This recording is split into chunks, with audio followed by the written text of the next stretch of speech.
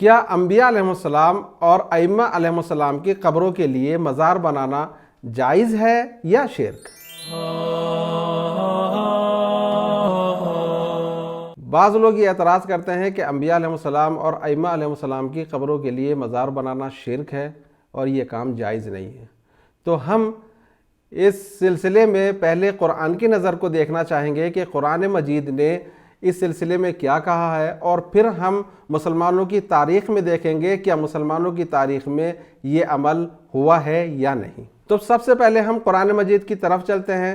قرآن مجید نے اس سلسلے میں اس موضوع پر کوئی واضح طور پر کوئی حکم بیان نہیں کیا ہے، لیکن ہم قرآن مجید میں کلی حکم دیکھتے ہیں کہ قرآن مجید نے شاعر اللہ کی تعظیم کا حکم دیا ہے، اور یہ کہا ہے کہ اللہ کی نشانیوں کی تعظیم کرنا ضروری ہے۔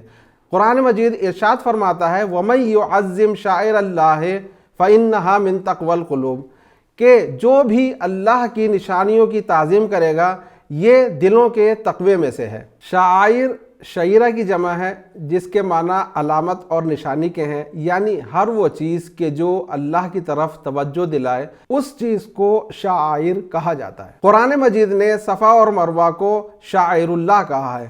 اللہ ارشاد فرماتا ہے ان الصفا والمروہ من شعائر اللہ، کہ صفا اور مروہ شعائر الہی میں سے ہیں۔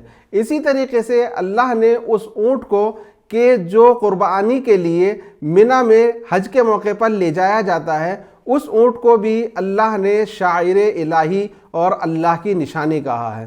اللہ ارشاد فرماتا ہے وَالْبُدْنَ جَعَلْنَاهَا لَكُم مِّن شَعَائِرِ اللَّهِ، کہ ہم نے اس اونٹ کو کہ جو قربانی کے لیے لے جایا جاتا ہے اس کو تمہارے لیے اللہ کی نشانی قرار دیا ہے۔ تو ناظرین کرام، جب صفا و مروہ دو پہاڑیاں اللہ کی نشانی ہو سکتی ہیں، اور وہ اونٹ کہ جو قربانی کے لیے لے جایا جاتا ہے وہ اللہ کی نشانی ہو سکتا ہے، تو اولیاء اور انبیاء اور ائمہ علیہ السلام اللہ کی نشانی کیوں نہیں ہو سکتے؟ ان کی قبریں اللہ کی نشانی کیوں نہیں ہو سکتی؟ جب ہم انبیاء اور ائمہ علیہ السلام کے لیے مزار بنائیں گے تو یہ مزار قیامت تک ہمیں اللہ کی یاد دلاتے رہیں گے، اور ہم اس بات کی طرف متوجہ رہیں گے کہ اللہ نے ان ہستیوں کو، ان شخصیتوں کو ہماری ہدایت کے لیے بھیجا تھا۔ تو یہ ہوئی قرآن مجید کی نظر کہ قرآن مجید نے اس سلسلے میں کیا کہا۔ اب ہم مسلمانوں کی تاریخ میں دیکھتے ہیں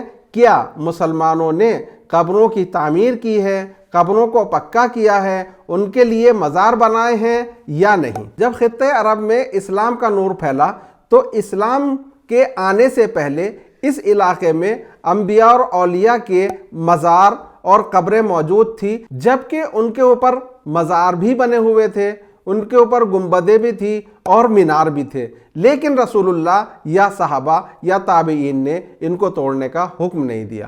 اسی طریقے سے عراق میں جناب ہود، جناب صالح کی قبریں موجود ہیں جن کے اوپر مزار بنا ہوا ہے۔ ان انبیاء علیہ السلام کی قبروں پر مزار بنے ہوئے ہیں۔ اگر یہ کام شرک ہوتا اور حرام ہوتا تو مسلمانوں میں سے کوئی ایک عالم اس بات کو منع کرتا اور یہ کہتا کہ صاحب یہ شرک ہے، اس کو توڑ دیا جائے، اور خود رسول اللہ صلی اللہ علیہ وآلہ وسلم کے روزے کا ہونا، اس کے اوپر گنبد خضرا کا ہونا، یہ ہمارے لیے بہترین شاہد ہے کہ یہ کام شرک نہیں ہے۔ اگر یہ کام شرک ہوتا تو علماء اس کام کو نہ ہونے دیتے، رسول اللہ صلی اللہ علیہ وآلہ وسلم کی قبر پر روزے کو نہ بننے دیتے۔ یہ ایسا نہیں ہے کہ صرف رسول اللہ صلی اللہ علیہ وآلہ وسلم کے دفن ہونے کے بعد آپ کی قبر مطہر پر مزار بنایا گیا ہو، بلکہ آپ کے مزار کی کئی مرتبہ تعمیر ہوئی ہے اور گنبد خضرا کو بنایا گیا ہے۔ اگر یہ کام شرک ہوتا تو علماء ضرور اس کام سے روکتے۔ تو ناظرین کرام، ہماری اس گفتگو سے نتیجہ یہ نکلتا ہے، مسلمانوں کے عمل سے بھی ہمیں یہ پتہ چلتا ہے، صحابہ کے عمل سے بھی ہمیں یہ پتہ چلتا ہے، رسول اللہ کے عمل سے بھی ہمیں یہ پتہ چلتا ہے کہ یہ کام شرک نہیں ہے۔ اگر یہ کام شرک ہوتا تو اس سے تاریخ میں ضرور روکا جاتا، لیکن کسی نے اس کام سے نہیں روکا ہے۔